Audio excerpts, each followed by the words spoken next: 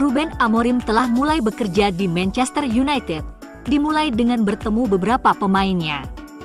Ada keuntungan bagi Ruben Amorim untuk tiba di Manchester United pada Minggu Internasional, temponya lebih lambat, dan ia dapat menyesuaikan diri dengan lingkungan barunya.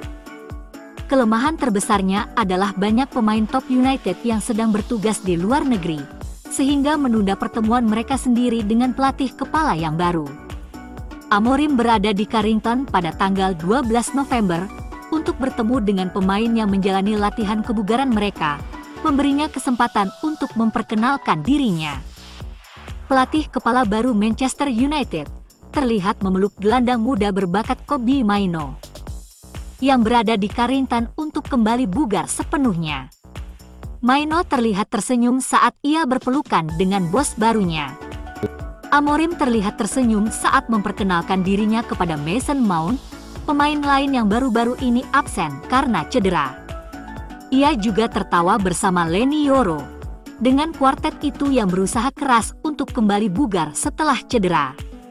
Luke Shaw dan Toby Collier juga berfoto bersama Amorim, duo lain yang tidak beraksi.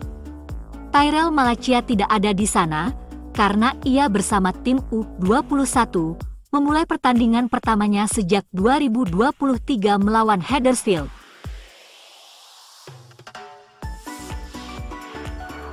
Tyrell Malacia menyelesaikan laga selama 45 menit untuk Manchester United U21, dalam penampilan pertamanya untuk klub tersebut dalam hampir 18 bulan.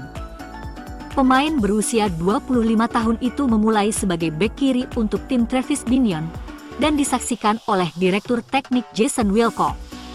Dia berhasil lolos tanpa cedera untuk meningkatkan harapannya tampil dalam pertandingan pertama Ruben Amorim di Ipswich dalam waktu 12 hari. Malacia tiba dengan senyum lebar di wajahnya, dan itu tidak mengherankan mengingat siksaan dari proses rehabilitasi yang melelahkan yang telah melibatkan 2 operasi. Dalam upaya untuk merayakan kemajuan Malacia, 4 anggota tim medis utama United, Ibrahim Kerem, David Billingsley, Jordan Rees, dan Alan Watmough, pergi ke Huddersfield untuk mendukung pemain Belanda itu. Ia tampak cemerlang di tahap awal, menawarkan kerjasama rutin kepada Ethan Williams di sayap kiri. Malacia tidak menunjukkan tanda-tanda ketidaknyamanan saat ia maju sesuka hati, dan langkah selanjutnya dalam perkembangannya ini akan menjadi berita baik bagi Amorim yang akan terus mengikuti perkembangan dalam beberapa hari mendatang tentang bagaimana tim akademi tersebut berkembang. Malacia ditarik keluar pada babak kedua dalam pergantian yang telah direncanakan sebelumnya. Ia digantikan Harry Amas, tetapi itu merupakan malam yang positif dan langkah maju yang besar dalam perkembangannya. Di laga itu MU U21 dibantai 4-1 oleh tuan rumah.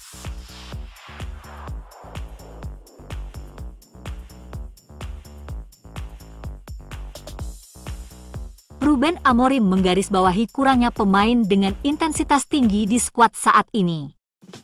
Pernyataan Amorim didukung statistik buruk para pemain MU berkaitan dengan gairah memenangkan pertandingan di era pelatih-pelatih terdahulu. Berbeda sekali dengan era para pemain seperti Roy Keane, Gary Neville, Rio Ferdinand dan kawan-kawan. Dalam pertemuan pertama antara MU dan Liverpool, sejak Luis Suarez menyelesaikan masa hukumannya, ketegangan jelas terlihat sejak awal. Mantan gelandang Liverpool Stuart Downing menjelaskan bahwa rekan setimnya telah melempar bola ke bangku cadangan Man United menjelang turun minum yang memicu keributan di lorong. Saat peluit dibunyikan, ia menendang bola langsung ke bangku Man United.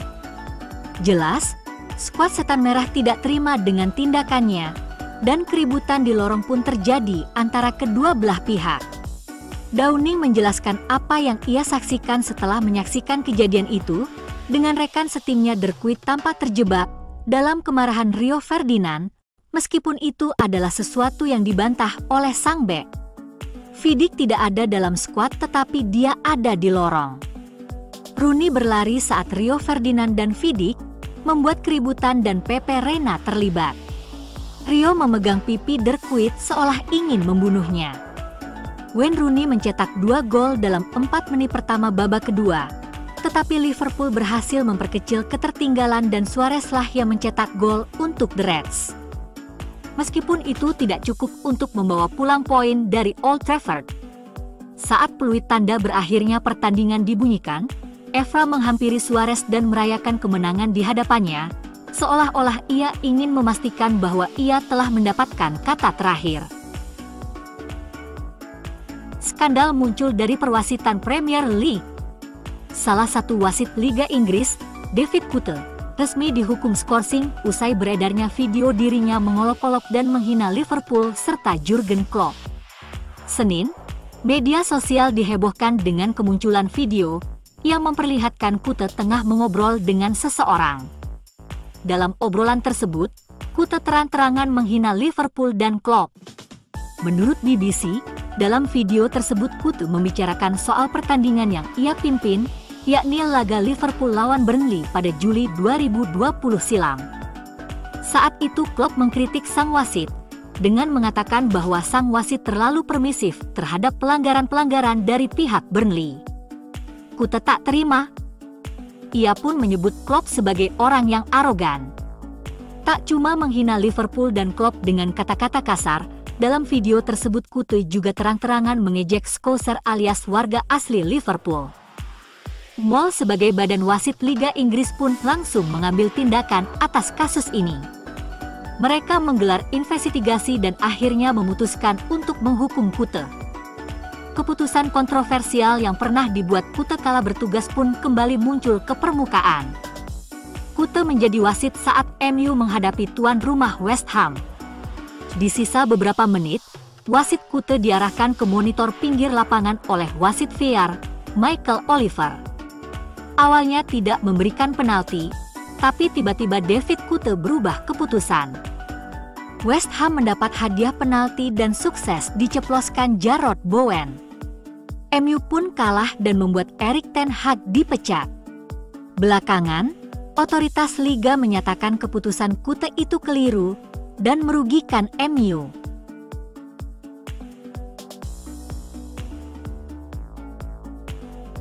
Kapten Manchester United, Bruno, berada di dalam pesawat EasyJet bersama rekan setimnya Diogo Dalot saat keduanya terbang ke Lisbon pada hari Senin untuk bergabung dengan tim nasional Portugal.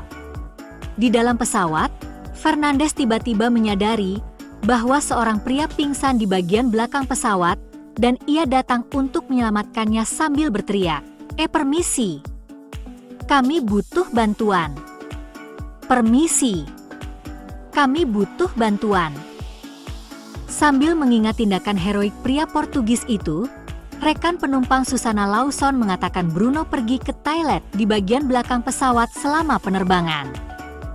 Penumpang lain tiba-tiba mendengar teriakan minta tolong, yang membuat mereka yang berada dalam jarak dengar menoleh ke belakang. Termasuk dia yang berada di bagian belakang. Anggota kru bergegas ke bagian belakang untuk membantu. Ada kursi kosong di bagian belakang tempat Bruno membantu pria itu untuk duduk. Ia tetap berada di belakang bersama mereka dan memastikan bahwa pria itu baik-baik saja. Mungkin sekitar 5 hingga 10 menit, dan kemudian ia kembali ke tempat duduknya, tetapi sekali lagi sangat sederhana. Ia tidak mencari perhatian pada dirinya sendiri. Bruno akan beraksi untuk Portugal di Nations League melawan Polandia pada hari Jumat, sebelum menghadapi Kroasia pada tanggal 18 November dalam pertandingan terakhir penyisihan grup.